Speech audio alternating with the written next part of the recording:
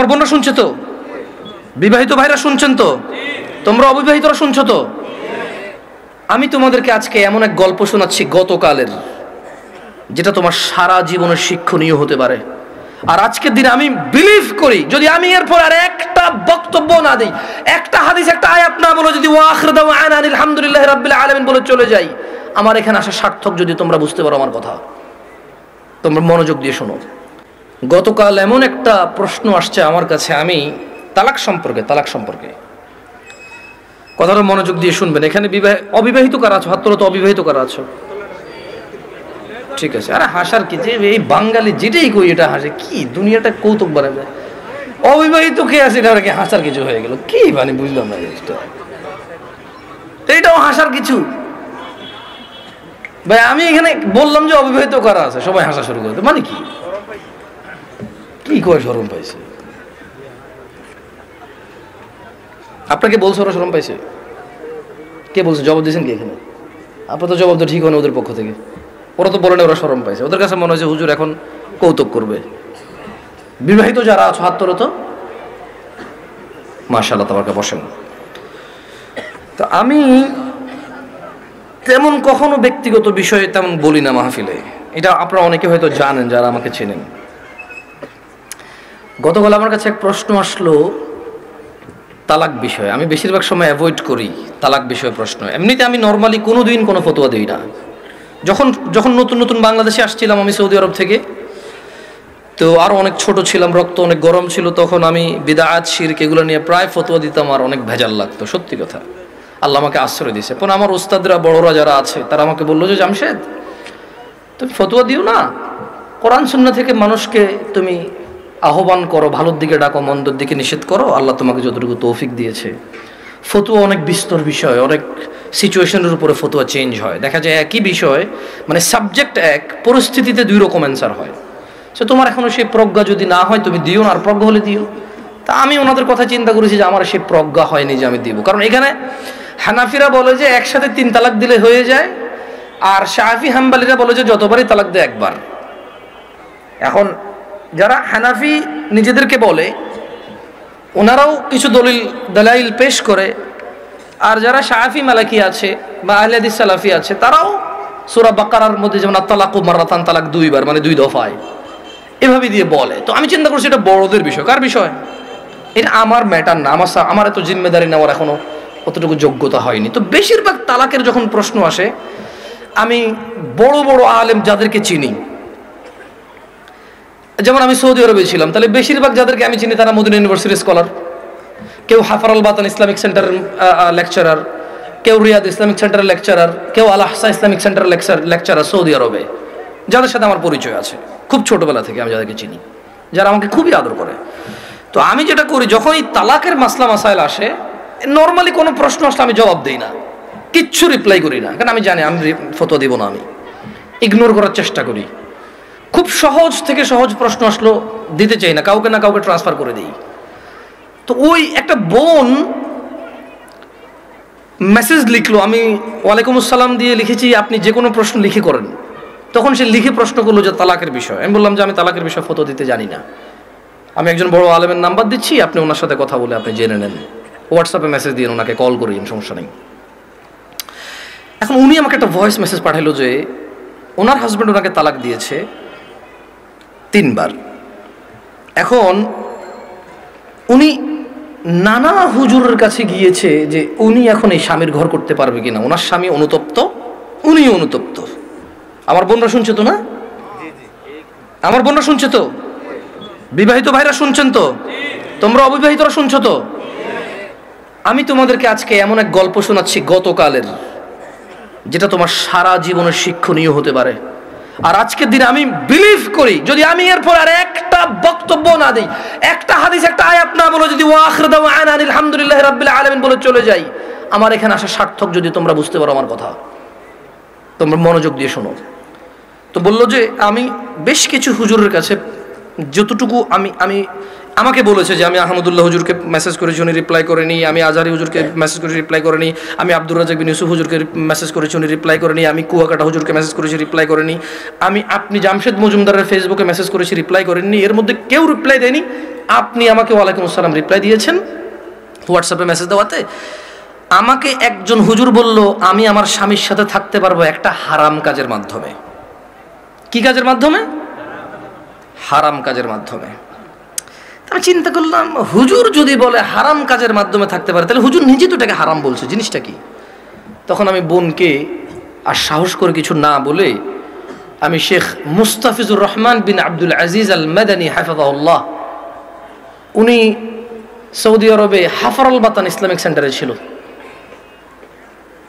খুব আদর করে আমাকে। আমি বললাম যে আমি একজন বড় আলেমের নাম্বার দিচ্ছি, আপনি ওনাকে কল দিয়ে আপনার মাসালাটা জেনে নেন, আমাকে আপনার পুরো কথা খুলে বলার দরকার নাই, আপনি ওনার সাথে ডিসকাস করেন। ঠিক 2 ঘন্টা বা 3 ঘন্টা পর উনি আমাকে মেসেজ দিল যে হুজুর আমি একটু আপনার সাথে কথা বলতে চাই। আমি বললাম যে আমি আপনার সাথে কথা বলবো না, আমি আপনাকে যার নাম্বার দিয়েছি যদি ওনার কথায় আপনার কিছু বুঝে না আসে তাহলে আমার কথা আপনার বুঝে আসবে না। বলে যে না হুজুর, ওনার সাথে আমার স্বামী কথা বলেছে, তবে আমার স্বামী একটা বিষয় গোপন করে কথা বলেছে, গোপন করে কথা বলার পরেও হুজুর বলেছে যে তালাক হয়ে গেছে। কিন্তু এখন আমার স্বামী হাফেজে কোরআন, আলেম পাস, আমার স্বামী বলছে তালাক হয় নাই। আমি বললাম যে ওকে, আপনি শেখকে কল করে বলেন যে আপনার স্বামীটা গোপন করেছে। বলে যে আমি ভয় পাচ্ছি ওনাকে কল দিতে, কারণ আমার স্বামী কথা বলেছে, উনি আবার কি মনে করে। আমি বলছি উনি কিচ্ছু মনে করবে না, আমি ওনাকে ফোন দিচ্ছি, আপনি কথা বলেন। ভদ্রমহিলা কথা বলবে না। তখন জোহরের টাইমের সময় হয়েছে, আমি ফোন দিলাম। এবার মানে আমার একটু মেজাজ খারাপ হয়েছে। কি খারাপ হয়েছে? মেজাজ খারাপ হয়েছে। ওই ভদ্রমহিলা আমাকে বারবার বলতে চেষ্টা করতেছে যে আমার একটা বাচ্চা আছে, যদি এখন আমরা স্বামী স্ত্রী আলাদা হয়ে যাই আমার বাচ্চাটার কি হবে? কনসার্ন কোথায়? বাচ্চা। আমি কল করলাম, কল করে বললাম আপনি তালাক হয়েছেন বা হন নাই, আমি কি এরকম কিছু বলছি? বলে যে না। আমি বললাম ধরে নেন আপনার স্বামী আপনাকে তালাক না দিয়ে যদি গলা একটা কোপ দিত, আপনার গলাটা কাটতো কিনা? বলে যে কাটতো। আমি বললাম তালাক দিল, তালাক হবে। এবারে হুঁশে দিছে না বেহুঁশে দিছে, রাগ করে দিছে না আদর করে দিছে, মজা করে দিছে নাকি দুষ্টামি করে দিছে, এইটা ম্যাটার না। আপনার স্বামী যদি আপনাকে 5 তলা বিল্ডিং থেকে রাগ করে অথবা রাগ না করে হাসি মুখে অথবা দুষ্টামি করে যদি আপনাকে ধাক্কা দিত, আপনি কি পড়তেন 5 তলা থেকে? বলে যে পড়তাম। তাহলে আপনার কেন মনে হচ্ছে না যে আপনার স্বামী আপনাকে রাগের মাথায় তালাক দিলে হবে না? রাগের মাথায় ধাক্কা দিলে যদি 5 তলা থেকে পড়ে আপনার হাত পা ভেঙে যায়, মরার সুযোগ থাকে, মরে যেতে পারেন আপনি, এরকম সম্ভাবনা থাকে, তাহলে কেন আপনার স্বামী আপনাকে তালাক দিলে তালাক হবে না? মানতে অসুবিধা কোথায়? যে আল্লাহ আপনার এই স্বামীকে কবুল বলার পরে ওর সাথে থাকা বৈধ করেছে, সে আল্লাহই তো 3 তালাক পরিপূর্ণ হয়ে গেলে থাকাটা অবৈধ করেছে। যিনি আপনাকে এর সঙ্গ দেওয়ার জন্য বৈধ করেছে আপনি মেনেছেন সেটা, উনি যখন অবৈধ করেছে সেটা মানছেন না কেন আপনি? প্রবলেম কোথায় আপনার? আপনার বাচ্চা, যদি আপনার হাজব্যান্ড কালকে অ্যাক্সিডেন্ট হয়ে মারা যায়, মৃত্যুর পর আপনার হাজব্যান্ডকে নিয়ে আসতে পারবেন জীবিত করে? না। যদি আপনি মারা যান কালকে, আপনার এই বাচ্চা কি মাহারা হবে না? হবে। ওকে, আপনার 2 জনই উভয় মারা গেলেন, কোনো অ্যাক্সিডেন্টে বাচ্চাকে রেখে গেলেন, বউ জামাই গেলেন কোথাও ঘুরতে বা ডাক্তার দেখাইতে, অ্যাক্সিডেন্টে 2 জন মারা গেলেন, আপনার এই বাচ্চা থাকবে কি না? বলে থাকবে। তো তখন আপনাকে কি ফিরাইতে পারবে কেউ মৃত্যু থেকে? না। তা আপনি কেন আল্লাহর বিধান মানতে এত অসুবিধা হচ্ছে যদি পরিপূর্ণ তালাক হয় আপনার? আমি বললাম শেখকে কি প্রশ্ন করেছে? বলে যে ও আমাকে বিয়ের পরে, মেয়ের বয়স মাত্র 18 বছর, ওয়াল্লাহ ভাই আমি কথা বলতাম না, আমাকে ভয়েসে বলেছে যে ভাই আমার বয়স মাত্র 18, আমার একটা বাচ্চা আছে, আমার স্বামী খুব বদমেজাজি, আমাকে তালাক দিয়েছে, এখন ও অনুতপ্ত থাকতে চাই। কত বছর বয়স মেয়ের? শুধু 18, একটা বাচ্চার মা। যে বাচ্চা, ওই বাচ্চার বয়স আমাকে বলেছে যে 3 মাস বা 3 বছর, আমার সঠিক মনে নাই, এরকম কিছু বলেছে। আমি বললাম আপনি কি মানে নিজে নিজে পছন্দ করে বিয়ে করেছেন নাকি বাবা মা পছন্দ করে বিয়ে দিয়েছে? বললো যে বাবা মা পছন্দ করে বিয়ে দিয়েছে। আমি বললাম বিয়ের আগে স্বামীকে চিনতেন না? বলে যে না। আমি বললাম আপনার স্বামী নামাজ পড়ে না ঠিক না? বলে যে হ্যাঁ। আমি বললাম আপনার স্বামী তো নামাজ পড়ে না ঠিক না? হ্যাঁ। আমি বললাম আপনার স্বামী হুজুর আলেম এগুলো বলে লাভ কি? হাফেজ বলে লাভ কি? ও তো নামাজই পড়ে না। ও তো ধর্মর কোনো মূল্যায়নই করে না। ও আপনাকে তালাক দেয় আবার রাখে, আবার তালাক দেয় আবার রাখে, আবার তালাক দেয় আবার রাখে, এখনো আপনাকে রাখতে রাজি আর আপনি ওর কাছে থাকতে রাজি। তো বললো যে প্রথমে একদিন তালাক দিল, তালাক দেওয়ার পর ওনার স্বামী বিলিভ করে একসাথে 3 তালাক দিলে তালাক হয়ে যায়। ওনার স্বামীর এটা দেখেন, আমি আবার বলি, এটা আমি বলছি না, উনি বলছে যে ওনার স্বামী হাফেজ এবং আলেম পাশ মেবি, বা হাফেজ এটা কনফার্ম আমি।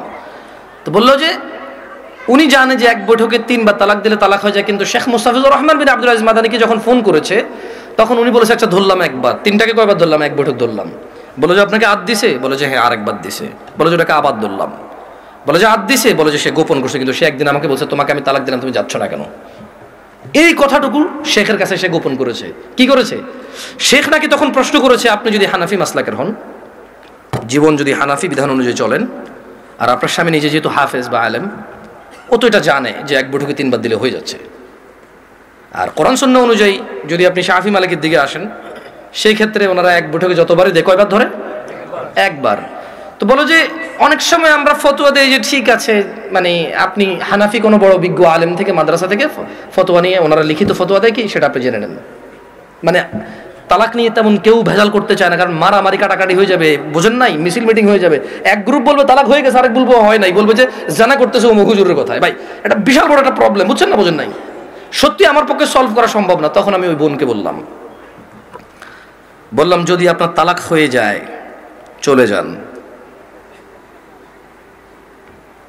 ইদ্যত পালন করে কোথাও বিয়ে বসে যাইয়েন, আর পরবর্তী স্বামীর যত্ন নিয়েন।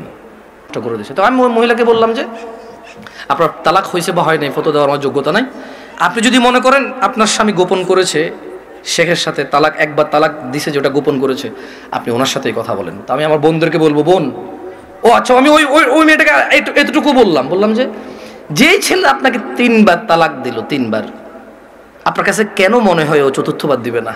আবার আপনার কাছে কেন মনে হলো যে ও 4র্থবার দিবে না? আর এই তো আপনি এই স্বামী ছাড়া থাকতে পারবেন না, আপনার একটা বাচ্চা আছে, কেন আপনি স্বামীর সাথে এমন ব্যবহার করলেন যে ও তালাক পর্যন্ত গিয়ে পৌঁছালো? ওর উপায় কি? ওই বেচারার উপায় কি? ধরলামও খারাপ, ওর চেয়ে নিকৃষ্ট পুরুষ আর এই পৃথিবীতে আমি ধরে নিলাম। আপনি যদি ওর সাথে এমন ব্যবহার করেন যে ও তালাক দেওয়া ছাড়া রেখে উপায় নাই, একটা ঘরে আগুন লেগে গেছে, বের হবে না মানুষ বের হবে না? এই দরজা বন্ধ, সেই দরজা বন্ধ, সেই দরজা বন্ধ, জানালা দিয়ে হলো তো মানুষ বের হবে না? তা আপনি এমন এক সংসারের মধ্যে কেরেঙ্গাল লাগাই দিয়েছেন, কিচ্ছা কাহিনী লাগাই দিয়েছেন, এমন এক অশান্তি লাগাই দিয়েছেন, ও আর তালাক ছাড়া বেরোতে পারছে না এখান থেকে। এমন করলেন কেন? এই যে এখন কান্নাকাটি করতেছেন, এমন করলেন কেন? এই যে বলতেছেন আমি এখন ধৈর্য ধরবো, আমি আর মুখে মুখে বলবো না, আমি আর ওর অপছন্দ হয় ওর বাবা মায়ের সাথে খোটাখুটি করলে এখন আর করবো না, আমি আগে কেন ভাবেন নাই? আমি আমার বোনদেরকে বলবো তোমার স্বামী আছে, ওকে গুরুত্ব দাও।